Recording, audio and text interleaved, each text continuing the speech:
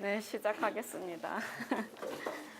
저도 똑같이 장자를 했는데 저는 제가 선 자리에서 어떻게 자유로울까에 대해서 이야기를 해볼까 해요.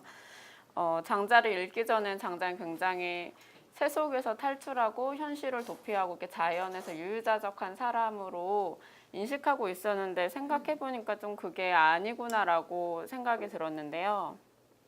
그 장자가 살았던 전국시대를 보니까 서로 이제 각국의 제후들이 패권을 다투고 죽고 죽이고 왕으로 권력을 잡고자 하면은 또 뒤에서 나를 죽이는 누군가가 나타나는 이러한 상황 속에서 권력을 잡고 위로 올라간다고 하는 게 과연 무슨 의미가 있을까가 장자가 생각하지 않았을까. 그런데 예를 들어서 그런 상황에서 유가가마라는 군자가 나타나서 덕으로 통치한다고 한들 그 군자는 또 누군가의 죽임을 당하는 이런 상황이 반복되지 않을까. 그래서 장자가 권력을 택하지 않고 그런 자유나 자신의 자유를 원해서 이렇게 간 거는 오히려 더 현실적인 선택이 아니었을까라는 생각이 들었어요. 그래서 그런 현실을 도피하고 자연으로 들어갔다가 아니라 권력을 등지고 그러면서 더 현실적인 자신의 문제에 마주치지 않았나라는 했는데, 그래서 이런 현실을 바탕으로 한 자유에서 내가 서 있는 자리에서의 자유는 무엇일까라고 이제 고민을 했습니다.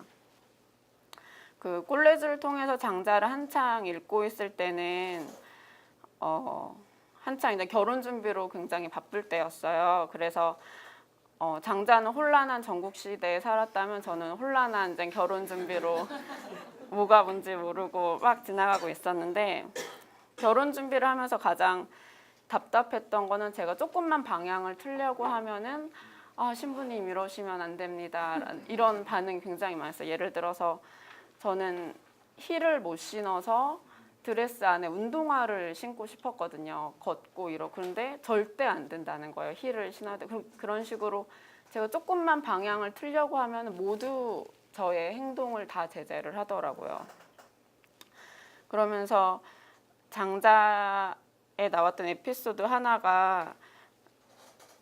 하나로 조금 용기를 얻었었는데, 장자 외편의 산목에서 이런 우화가 나와요. 장자가 이제 나뭇가지 위에 앉은 까치를 사냥하려고 봤더니 그 까치는 자기 앞에 사마귀를 사냥하려고 하고 사마귀는 또 자기 앞에 이제 매미를 사냥하려고 하는 거예요.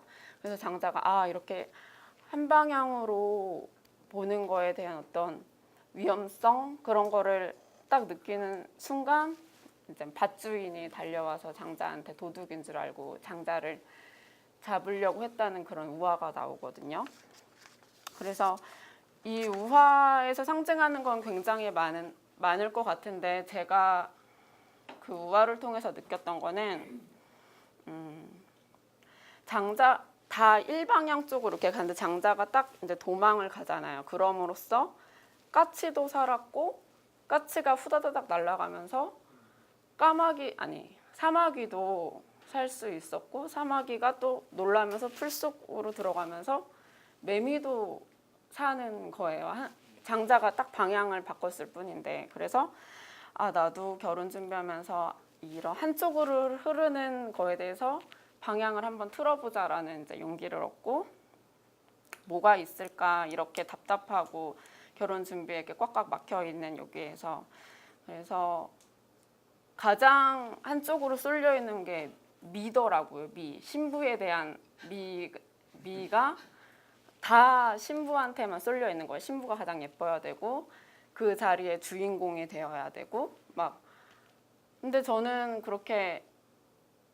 이게 되게 답답해서 친구들한테 메시지를 뭐라고 보내냐면은 신부보다 예쁘게 하고 올 것, 그 다음에 흰색 원피스를 입고 오라고 이제 이야기를 했어. 그랬더니 친구들이 생각보다 너무 반응이 좋은 거예요. 진짜 이렇게 해도 되니?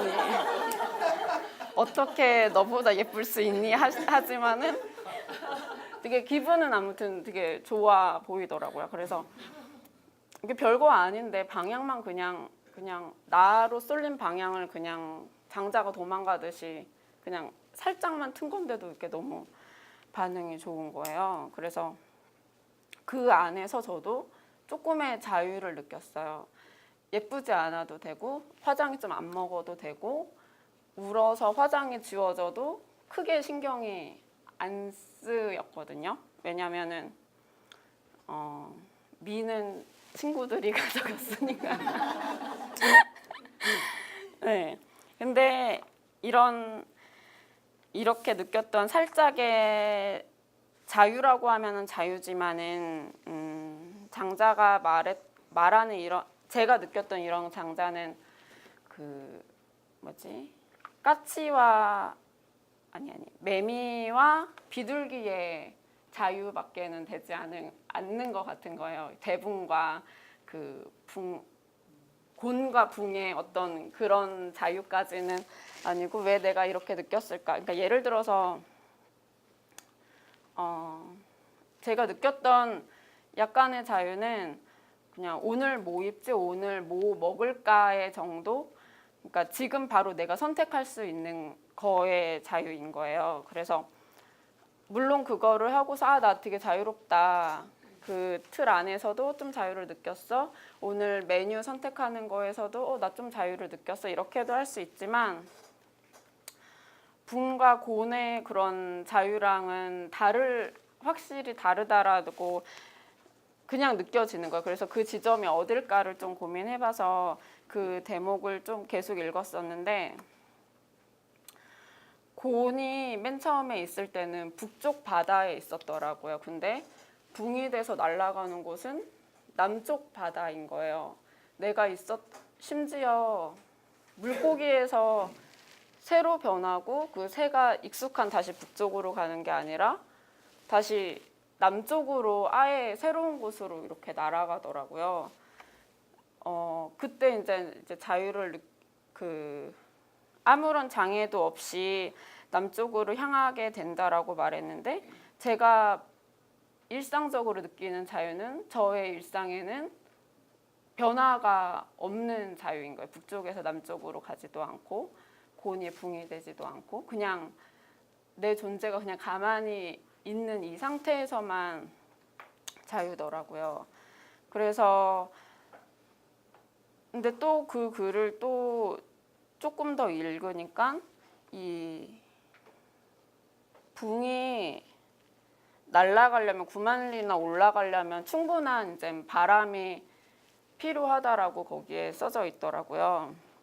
그래서 이렇게 생각해서 만약에 9만리나 붕을 그렇게 큰 천지의 등을 가지고 있는 붕을 9만리나 올릴 수 있는 이 바람이 매미나 비둘기한테 불게 된다면 어떻게 될까? 걔네들도 과연 바람을 등에 지고 9만리나 올라갈 수 있을까라는 생각을 해봤을 때 그런 큰 바람을 만약에 태풍이라고 한다면은 태풍이 불 때 얘네들은 집 앞을 나오지도 않을 것 같은 생각이 들더라고요. 그런 힘들거나 어렵거나 나한테 태풍이라고 하는 무시한 게 왔을 때 그것과 함께 같이 날아가는 것이 아니라 밖에 태풍 와 하면서 이제 집에만 숨어 있을 것 같은 저 또한 어떤 자유라고 했을 때 지금 그런 뭐를 먹고 뭐를 입고 이거의 자유를 선택할 수는 있지만 정말 내 앞에 태풍과 같은 큰 어떤 장애가 있었을 때 이거를 딛고서 과연 자유로울 수 있을까? 이것과 같이 함께 안고 자유로울 수 있을까 했을 때는 조금 의문이 들더라고요. 그래서 어떤 그들이 말하는 곤과 붕이 말하는 자유롭게 아무런 장애도 없이 남쪽으로 향하는 그런 자유를 얻기 위해서는 그런 태풍을 볼 수 있는 용기가 먼저 필요하겠다. 자유에 앞서서 그런 생각이 들었어요. 그래서 내가 서 있는 자리에서 자유롭다고 말하기는 딱 생각했을 때는 너무 쉽지만은 그게 어떤 고민이나 현실의 장벽 아니면 내 바로 앞에 서 있는 장애를 딛고서 자유를 말할 때는 굉장히 어렵고 그 전에 분명한 용기가 필요하겠구나 라고 생각되었습니다. 네, 이상으로 마치겠습니다.